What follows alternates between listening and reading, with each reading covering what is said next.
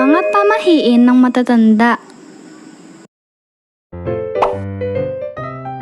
Magandang araw po sa inyo. Sa video na ito ay kukwento ko ang mga ilang pamahiin ng mga matatanda na dapat daw ay sundin. Kaya dyan lang kayo, enjoy the video!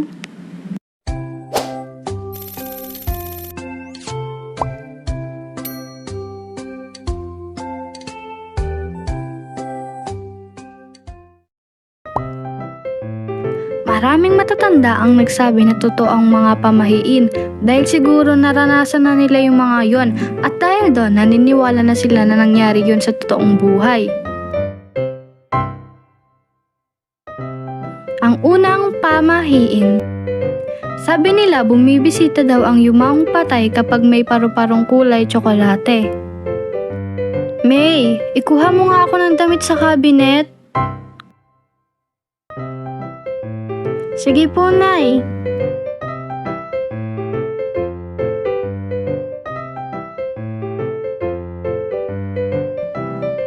Hala, may paru-paro, Nay, oh. Kulay tsokolate at malaki, oh.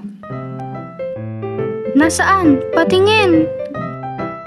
Naku, wag mo galawin yan. Lolo mo yan. Dumadalaw lang. Kamustahin mo naman. Ha? Paru-paro lang yan, eh. Basta. Okay po. Hello po, Lolo. Biruin mo, ginawa pang paru-paro ang lolo mo. Sumunod ay ang pamahiin ng matatanda na bawal din daw magwalis sa gabi dahil mamalasin. Oh, May, bakit ka nagwawalis? Baka malasin tayo niyan. Ano ka ba? Si tita nagwawalis kasi makalat. Bukas mo na yan walisan. Tita, baka matapakan pa. Itaboy ko na lang palabas. Ay naku, bahala ka kapag minalas tayo. Tsaka tita, diba ikaw nagkalat dito pagtapos mo magayat ng gulay? Ay ganun ba? Sige na nga, walisin mo na yan. Tutulong ka na lang magwalis, bawal pa. Joke lang. Ang sumunod na pamahiin ay bawal daw matulog ng basa ang buhok kasi baka mabulag ka. Hay, inaantok na ako. Makatulog nga.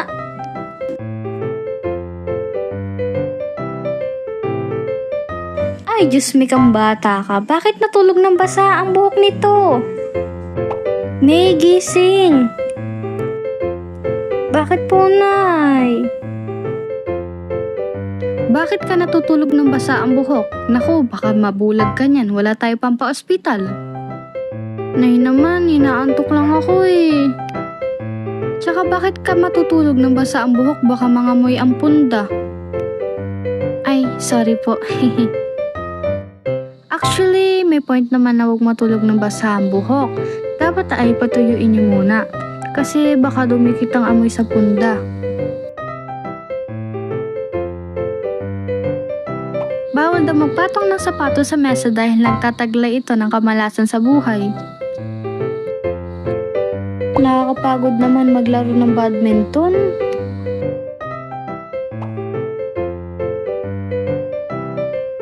Kaninong sapatos to? Aba, baka malasing tayo niyan. Akin yan, te. Kunin ko dyan maya lang. Aba, dapat lang. Ang baho-baho dito mo pa talaga nilagay. Sorry po. Naku, bawal talaga maglagay ng sapatos sa mesa lalo na kapag may amoy. Eto pa, mamalasin din daw kapag nakakita ka ng pusang itim sa daan. Te, bili mo ko nun, oh. Sige, isa lang. Uy, Mingming, come here. Hala, naku, itim na pusa. Bakit na naman, te?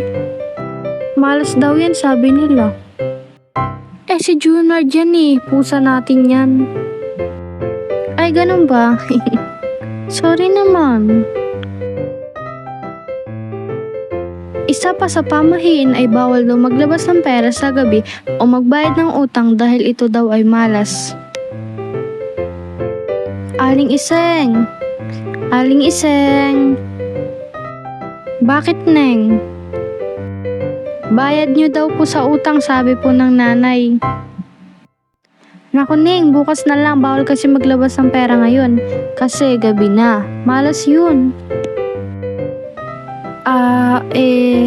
Ganun po ba? Sige po. Sige Ning, salamat. Ako, ayaw lang magbayad ng utang. Baka ayaw lang talaga magbayad ng utang kaya pinagbukas na lang. Ang sumunod na pamahin ay bawal daw magligo kapag may burol. Te, pangili mo. Wala akong pera eh. Te, ba't ang baho mo? Lo, bawal kasi maligo kapag may burol, no? We, baka tamad ka lang maligo. Dun ka na nga, wala akong pera. Hingi ka kay nanay.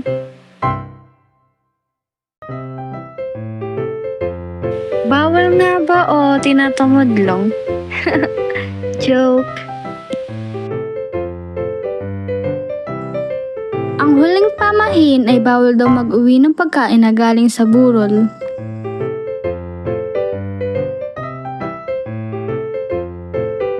Auntie, salamat po.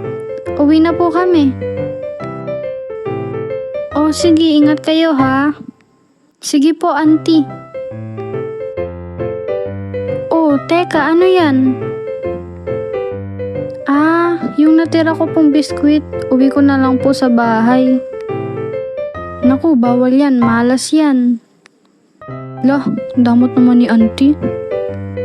May dadating pang bisita, iwan mo na yan. Ito po oh, damot. Okay sana kung pwede no, may pang snack time na sa bahay. Bale, ayun lang ang mga pamahiin na alam ko at sana nagustuhan nyo. Paalala lang na nasa sa inyo kung paniniwalaan nyo ang mga ganitong pamahiin o hindi. Lagi kayong mag-iingat. Salamat sa panonood. Hanggang sa muli.